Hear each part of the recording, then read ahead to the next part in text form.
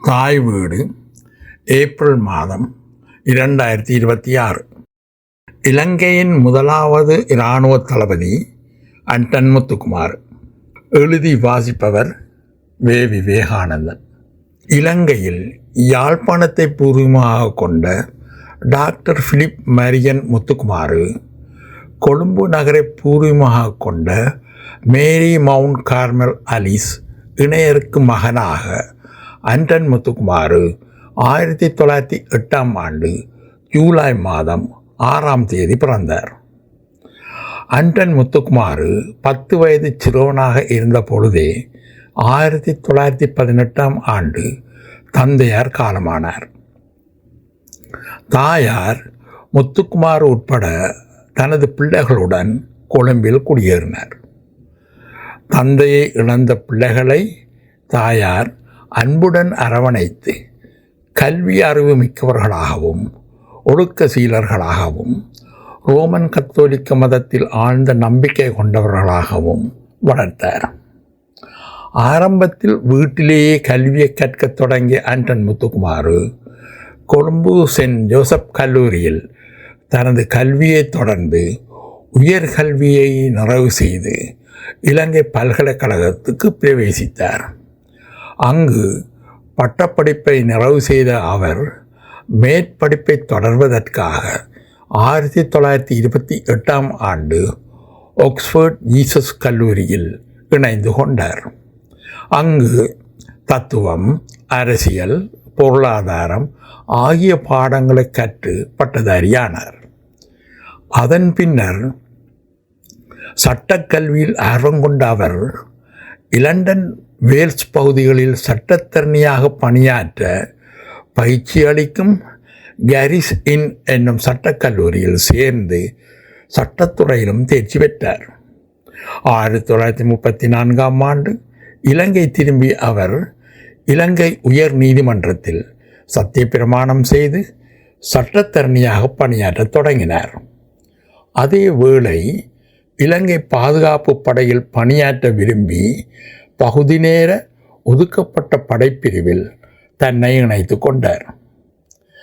2ஆம் உலகப்போர் தொடங்குவதற்கான அறிகுறிகள் தென்படவே பிரித்தானிய அரசு இலங்கையை பாதுகாக்க ஒதுக்கப்பட்ட படைப்பிரிவில் பதிந்தவர்களை பாதுகாப்பு படைப்பிரிவில் சேர்த்து கொண்டது. அன்டன் முத்துக்குமார் 1937 இலங்கை பாதுகாப்பு படையில் தொண்டராக பணியாற்ற தொடங்கினார். 1939 2ஆம் உலகப்போர் ஆரம்பித்ததும் சிலோன் லைட் இன்ஃபென்ட்ரி பிரிவில் 2ஆம் நிலை அதிகாரியாக பதவி வழங்கப்பட்டு கண்டியில் செயற்பட்டு வந்த தென்கிழக்காசிய பிராந்தியத்தின் தலைமை காரியாலயத்தில் நியமனம் பெற்றார். இக்காரியாலயம் அட்மிரல் லூயிஸ் மவுண்ட்பேட்டன் பிரபுவின் தலைமையில் செயல்பட்டது. போர் உக்கிரமடையவே இலங்கையில் பாதுகாப்பு நடவடிக்கைகளை அன்டன் முத்துக்குமார் தீவிரப்படுத்தினார். அவரது நிர்வாக திறமையினால் 1940 கேப்டன் ஆகவும் 1942 மேஜராகவும் பதவி உயர்வு பெற்றார். 1942 பிப்ரவரி மாதம் சிங்கப்பூர் ஜப்பானிய படைகளிடம் வீழ்ச்சியடைந்த பின்னர் அதே ஆண்டு ஏப்ரல் மாதம் 5, 9 ஜப்பானிய படைகள் கொழும்பு, திருகோணமலை துறைமுகங்கள் மீது வான்வழி தாக்குதல்களை மூர்க்கத்தனமாக மேற்கொண்டன. அன்டன் முத்துக்குமாரின் பாதுகாப்பு நடவடிக்கைகளினால் பாரிய சேதம் தவிர்க்கப்பட்டது.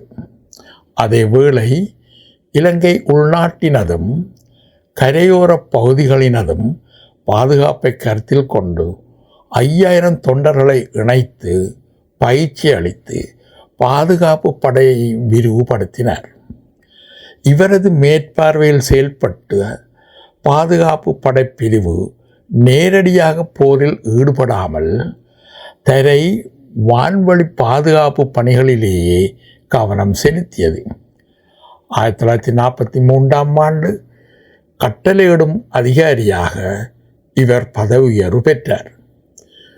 1945 இரண்டாம் உலகப் போர் முடிவுக்கு வந்ததும் பிரித்தானிய அரசு படை குறைப்பை மேற்கொண்டது. அன்டன் முத்துக்குமார் அவர்கள் சில காலம் சட்டமா அதிபரை பிரதிநிதித்துவப்படுத்தும் சட்டத்தரணியாக பணியாற்றிய பின்னர் மீண்டும் இலங்கை பாதுகாப்பு படையின் தலைமை காரியாலயத்தில் நிர்வாகத்துக்கு பொறுப்பான அதிகாரியாக நியமனம் பெற்றார். அங்கு இலங்கை இராணுவ படை கட்டமைப்புக்கான ஆரம்ப முயற்சிகளில் பிரித்தானிய படை தளபதிக்கு பக்கபலமாக இவர் செயல்பட்டார். 1946 லண்டனில் நடைபெற்ற வெற்றி பேரணியில் இலங்கை படை வீரர்களுடன் கலந்து கொண்ட இவர் 1952 6ஆம் ஜார்ஜ் மன்னரின் மரணச் சடங்கிலும் 2ஆம் எலிசபெத் மகாராணியாரின் முடிசூட்டு விழாவிலும் கலந்து கொண்டார். பின்னர் லண்டன் இம்பீரியல் டிஃபென்ஸ் காலேஜில் மேலதிக இராணுவ பயிற்சியை மேற்கொண்டு இலங்கைக்கு திரும்பினார். பிரித்தானியர் ஆட்சி காலத்தில் 1861 தொண்டர் அமைப்பாக இராணுவப்படை ஆரம்பிக்கப்பட்ட போதிலும் இலங்கை சுதந்திரமடைந்த பின்னர் 1949 ஏப்ரல் மாதம் 11 கூட்டப்பட்ட பாராளுமன்றத்தில் நிறைவேற்றப்பட்ட 17ஆம் இலக்கச் சட்டத்தின் பிரகாரம் சுதந்திர இலங்கைக்கான தனியான இராணுவப்படை உருவாக்கப்பட்டது. 1028 இலக்க விசேட வர்த்தமானி மூலம் இந்த செய்தி வெளியிடப்பட்டது. அப்போது ஆரம்பிக்கப்பட்ட இலங்கை பாதுகாப்பு மற்றும் வெளிவிவகார அமைச்சின் முதலாவது நிரந்தர செயலாளராக சர் கந்தையா வைத்தியநாதன் நியமிக்கப்பட்டார். அப்போதைய இராணுவ தளபதி பிரித்தானியாவைச் சேர்ந்த பிரிகேடியர் ராட்ரிக் சிங்க்ளயர் உடைய தலைமையின் கீழ் 1st Battalion Ceylon light infantry, Ceylon artillery regiment, Ceylon engineers போன்ற பல படைப்பிரிவுகள் ஏற்படுத்தப்பட்டு செயல்பாட்டுக்கு வந்தன. இவர் காலனித்துவ இலங்கையிலிருந்து சுதந்திர இலங்கைக்கான இராணுவ கட்டமைப்பினை வடிவமைப்பதில் பெரும் பங்காற்றினார்.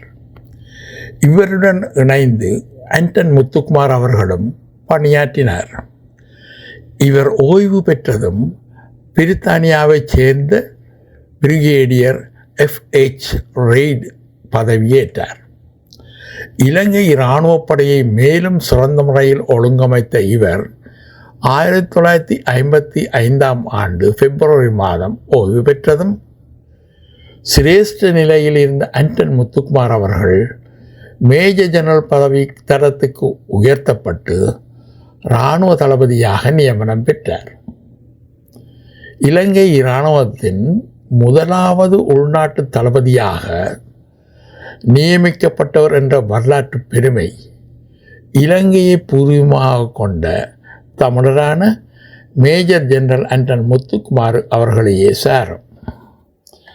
மேஜர் ஜெனரல் அன்டன் முத்துக்குமார் தனது பதவிக்காலத்தில் இலங்கை இராணுவ பிரிவுகளை கட்டமைப்பதிலும் அவற்றை ஒருங்கிணைப்பதிலும் மிகுந்த அக்கறை காட்டினார்.